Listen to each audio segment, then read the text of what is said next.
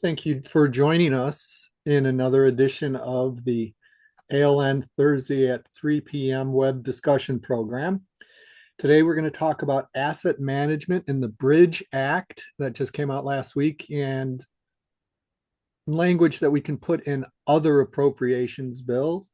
We have Rich Culbertson with us today, but we want this to be an open discussion. So if anybody wants to also talk about bills that they know of or recommendations for language that is appropriate for appropriations bills, just put a note in the chat. If you have any questions, put a note in the chat.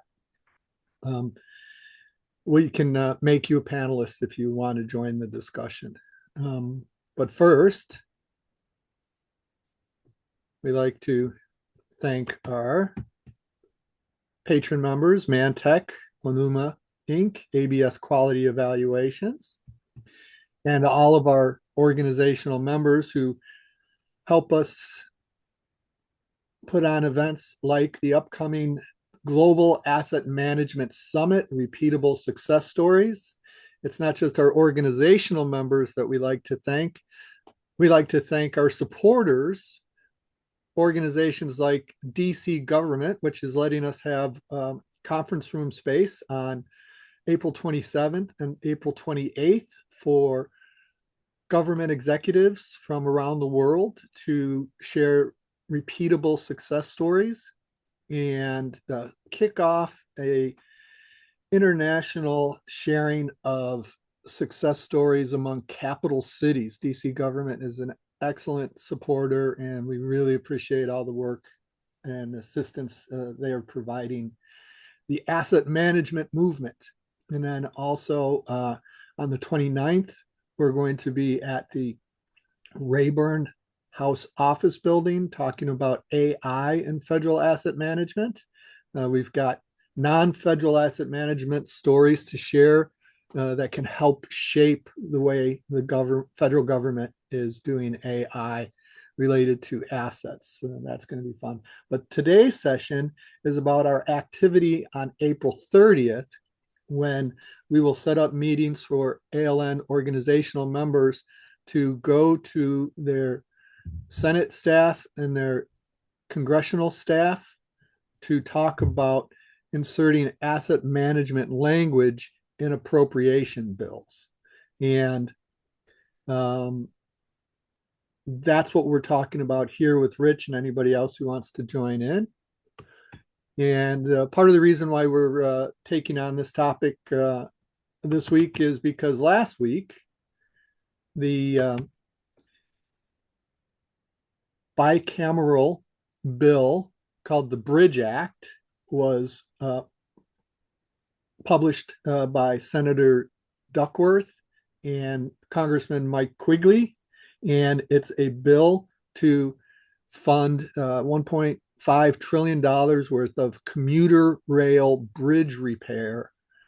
It is the answer to Jim Dieter's long stated statement many years ago, right when I first met him. He said, "Our bridges are not falling down because we don't know how to maintain our bridges. Our bridges are falling down because our political leaders are not marshaling the will of the people to maintain our bridges." And that's the hard work, is for politicians to marshal the will of the people. And that's why people who say that we should run government like a business don't really get it. Government is intended to do things that business does not do. So running it like a business is a false dichotomy, is a false premise in the first place. So here are two U.S. legislators who are introducing a bill to renew commuter rail bridges. And let me share my screen again to call up the language in the bill. Make sure I get to the right place. How you doing, Rich? I'm doing just fine. It's great to be here.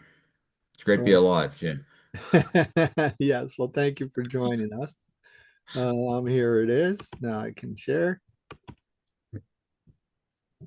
Okay, so I've preset this to show that whether an applicant has identified replacement of the commuter bridge as a priority in the investment prior, prior, prioritization portion of the transit asset management plan developed by the applicant pursuant to Part 65, Title 49.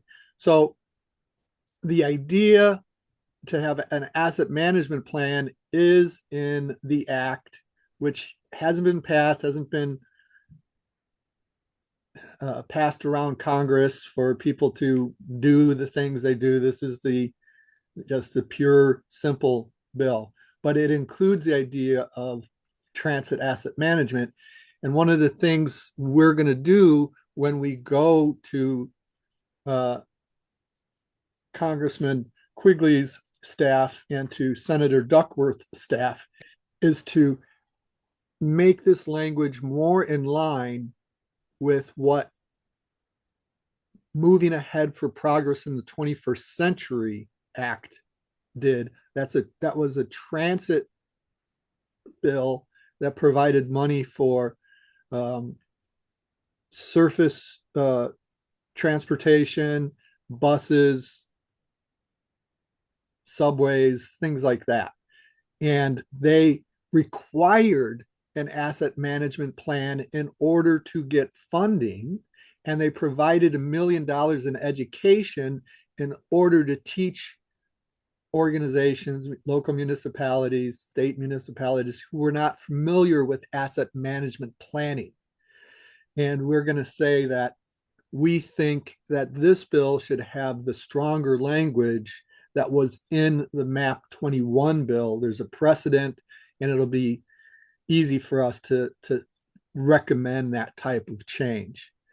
So that's part of what we're going to be doing and what we're wanting to open up to ALN organizational members and other supporters who want to approach their representatives on Capitol Hill on April 30th. But we have Rich here too, because there's more to talk about regarding legislative language and asset management. We earlier this year, we talked about Rich's efforts to have asset management included in the federal acquisition regulations, and that's great, but it's not a legislative act. Rich, we've got to ask our legislators to reference these.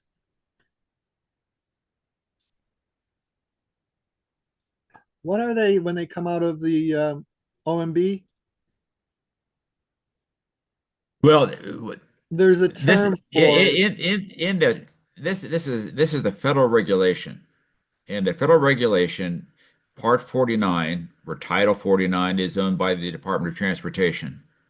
Uh, I first started getting introduced to this particular regulation when I worked for GE, and we were decommissioning a nuclear power plant, and I was responsible for transportation of nuclear waste, and I had to be certified.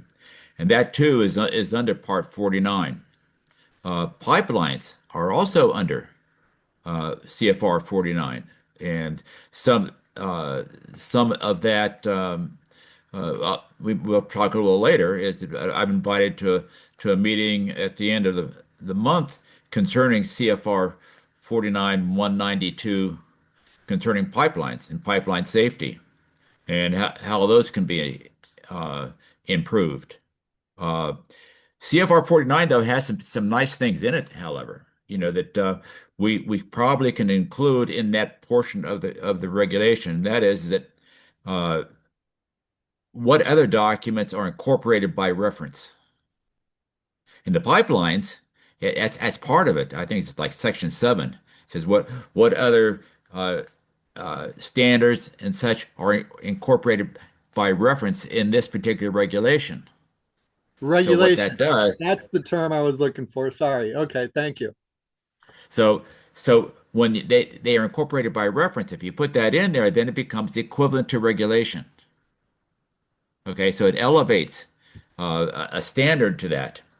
And that's one of the things that we'll try to press at the end of the month here. But at the same time, we want to make sure that some of these other references get included in that. And I would say, for example, uh, we know that these bridges and a lot of infrastructure will, and that act will come into form to states with grants. I'm sure there's some federal bridges, but for the most part, those bridges will be in states.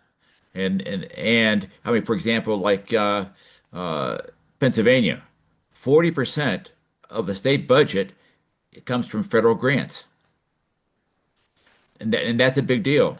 We also know though right now too is that if we read the papers and such, there's weaknesses within those states to have proper internal controls to make sure there's no waste, fraud, and abuse with those grants. And so we want to make sure that there's language in there that gives people no excuse to commit waste, fraud, abuse, mismanagement, and unsafe conditions. And we think they all apply. We do not want unsafe conditions, with bridges. We also don't want unsafe conditions of waste, fraud, abuse in the reconstruction of those bridges. And so there needs to be adequate internal controls just to make sure taxpayer money is being spent appropriately and, and, So, and, and Rich, not channeled into waste, fraud, abuse. yes, you have a wealth of information about past acts that reference all of the right things that should be done. However, people don't follow the actual laws, rules, and regulations that they need to adhere to. So it's a democracy if we can keep it, and it's a useful act if we can enforce it. So, Hmm. how is it that our upcoming appropriation bills and such can reference existing laws with short sentences so that we're not Hmm. having to rewrite all of these things? Yeah, normally what happens is that under internal controls, it's very top level. Uh, efficient operations, reliable reporting, financial and non-financial, and compliance laws, regulations, standards, orders, internal policy, and those things. Uh, the main thing of that though is that you in fact have internal controls, and part of those internal controls has to do with auditing. Surveying, making sure that people are doing what they're supposed to be, are doing what they're supposed to be doing. And in some ways, that's pretty easy. That's easier than said. That questions are powerful things. If you ask a question, do you have these internal controls in place? And are you doing these 10 things?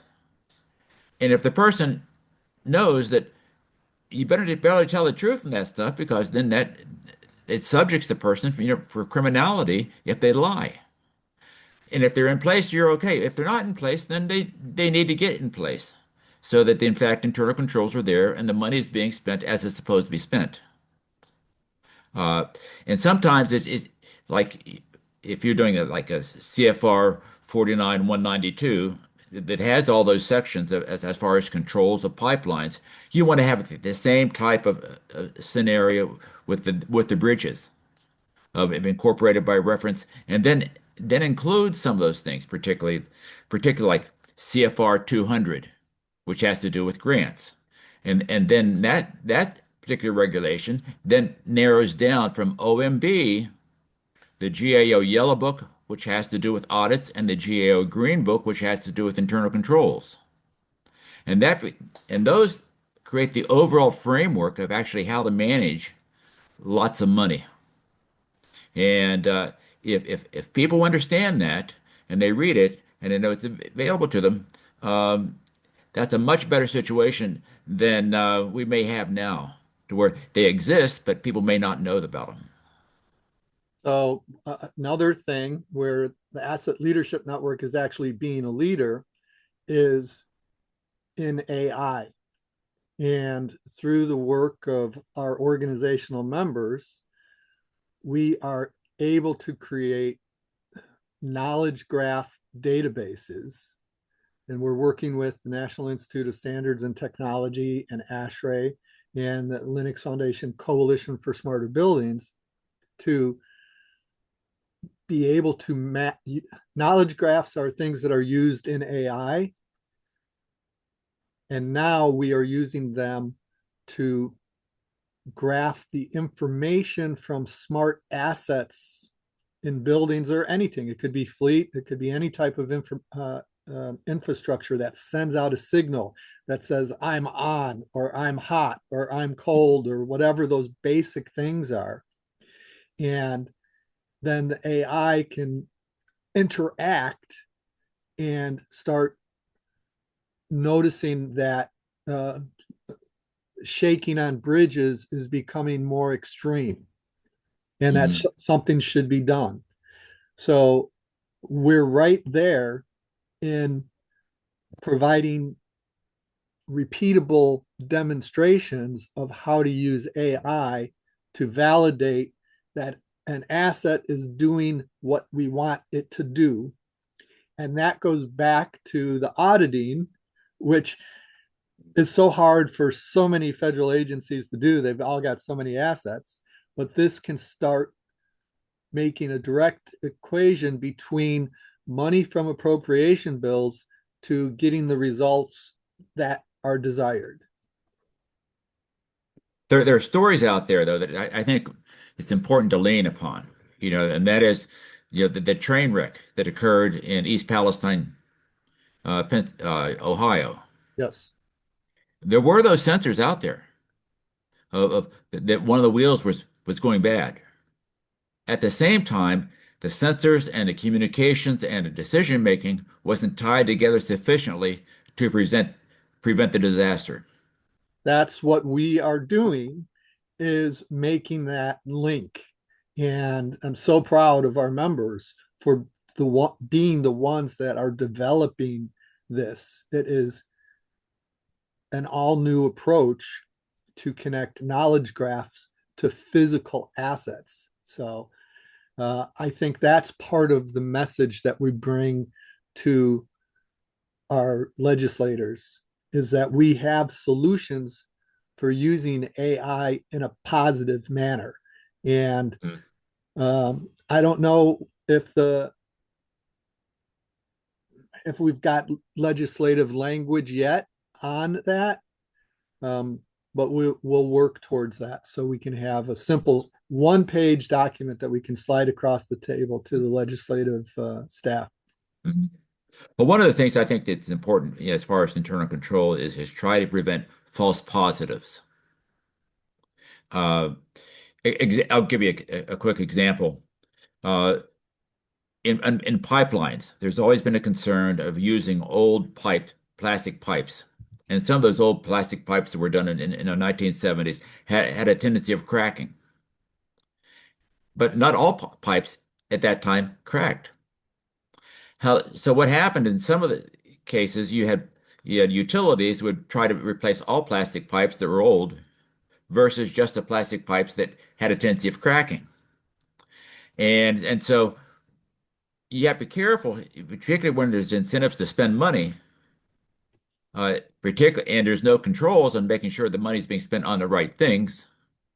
Then that money is spent and profits are made for spending on things that don't need to be fixed. And so that's the important to make sure the AI stuff is in place and the internal controls are in place just to make sure that the money is actually being spent on things that need to be fixed. Well, this is an issue that's close to your heart, and you've done such good work in showing the disconnect between the legislative requirements and what's actually being done at public utilities. And one of the things we need to do is figure out language and possibly even an act, not even an appropriations act, bill, but an act that kicks utilities in the butt a little bit. Do we need to say it that way? Well, what needs to happen? A lot of times a misunderstanding of how the whole thing works and what has happened. And there are various things that kind of push that.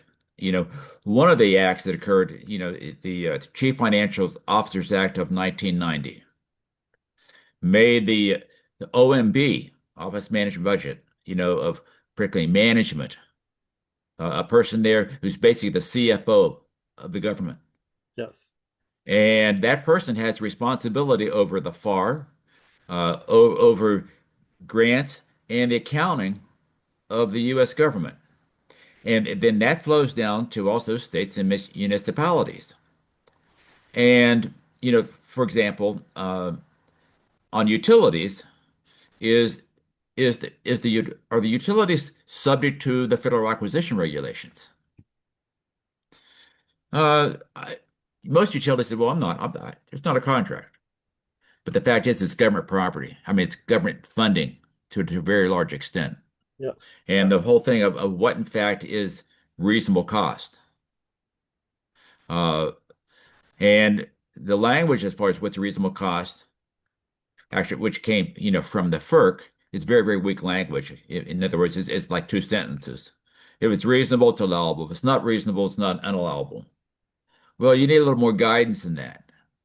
And where that guidance is, of course, is in the FAR, and it's also in 2 CFR 200 of the cost principles is issued by the Office of Management and Budget. I mean, just an example of where money can be, a lot of money can be spent. And again, like on utilities as an industry is larger than the defense industry. I mean, just think about it.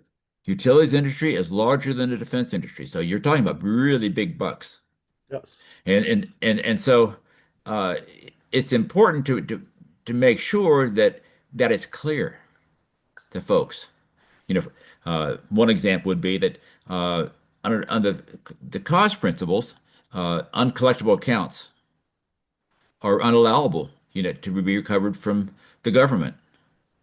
However, uncollectible accounts in public utilities, a lot of times that is paid for by other paying customers.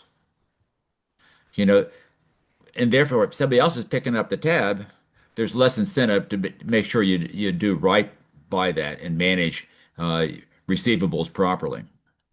But those are things kind of like that where those holes and those misunderstandings must be closed, and that uh, where there's no misunderstanding between what is allowable cost, what is not allowable cost. And and at the same time, it's really important though for trading corporations, but everybody else, just to make sure they're on the right track. Because this is a big deal if later on this stuff is determined to be unallowable.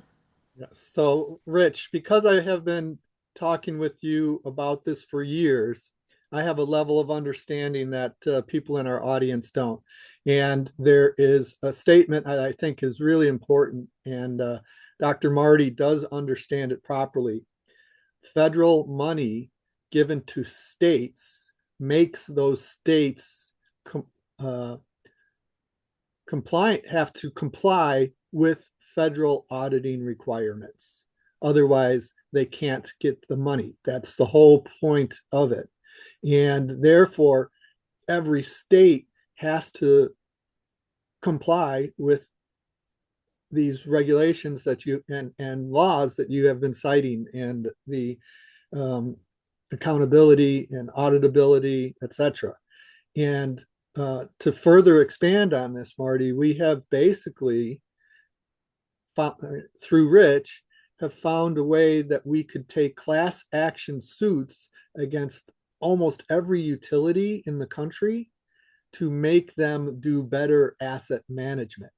However, part of what we're saying, and we've said this to Rich's Senate staff, we don't want to create an army of class action lawyers to force utilities to do proper asset management.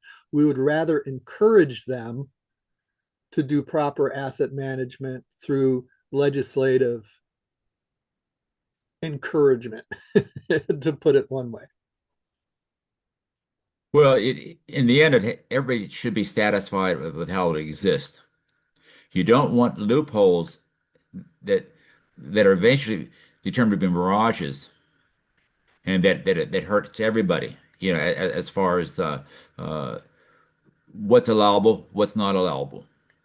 You don't want shareholders to be harmed, and you also don't want customers to be harmed, and you also want the federal government to show that in fact it has had adequate internal controls over all those grants that are provided.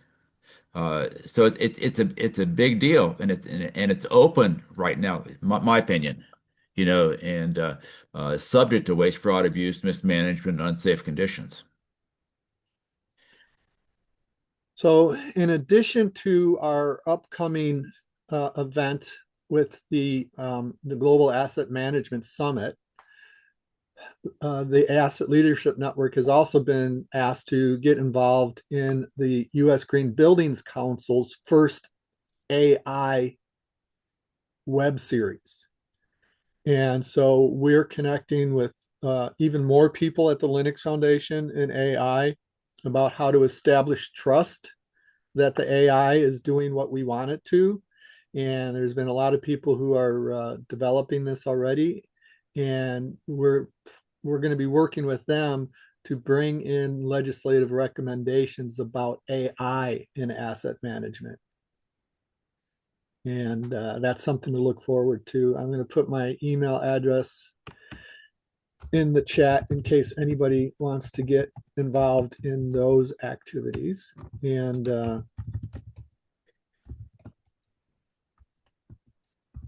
And I think also something one of the weaknesses is the whole issue of condition assessment. A lot of times, condition assessments are not made. It's assumed there are weaknesses, but they may not be weaknesses. And there may be money spent without a condition assessment that doesn't need to be spent. You know, I just went under since September, uh, aortic aneurysm repair. And I had went through a tremendous amount of tests beforehand, during, and after that experience. And that's the way it should be on things, not only the body, but things, so that we know exactly what's going on with what we're trying to repair, what we're doing, and then that we finish, and hopefully we're better than we were before. Uh, and but that's the way it should be with not only medically but also with things, and that's not, you know, it shouldn't be that difficult to do an assessment repair on a bridge. They're required. But to make sure it's done by qualified, competent yeah, people yeah. and reliable reports coming from it. Well, proper asset management is also a way of putting transparency into an organization, Mhm. and that transparency reveals that information. But as you mentioned about the Ohio train crash, even with the information available, there's a human behavior factor that we need to be addressing as much as we need to be addressing the asset management and AI and digital tools and all of that. And I think we need to be bringing in cognitive behaviorists and psychologists and social workers and human behavior factor professionals, behavior sciences, to help us address those issues as part of asset management. Not that people are assets, but the decisions they make impact assets, and we need to be informing those people. And I think legislative language that requires this asset management plan in order to get money forces people to say, okay, how do we do this right? How do we do this using best practices established around the world? Well, I think that a lot of that has been already studied with Elizabeth Kubler-Ross, the death and dying Yes. process that people go through, denial, eventually anger, negotiate, and eventually acceptance. Uh, nobody wants to hear bad news. They deny bad news, and they try to rationalize what's before them. Yes. But the fact is, there has to be uh, adequate pushback to make sure that uh, reality is recognized. So you've just named And your and committee. You're the chair of the Adequate Pushback Committee, Rich. I think we should make it a yes, task force because you are a force yeah. of nature with all your encyclopedic Well, knowledge of federal laws and regulations. well, the knowledge is power, and we got to make sure that the knowledge is presented to decision makers to where they have a lesser chance to make mistakes. Yes. Well, that's a great way to wrap this up right on time. So thank you, Rich, for joining us. Thank you for all the attendees who have been online with us. We appreciate your attention and your comments. Let's see what Obad Shah says. Transition to AI reminds me it is the customary fate of new truths to begin as heresies and to end as superstitions. Okay, we need to have Obad on to discuss that further. But thank you all, and we'll see you again next week. Thank you. Appreciate it. Bye now. Bye for now.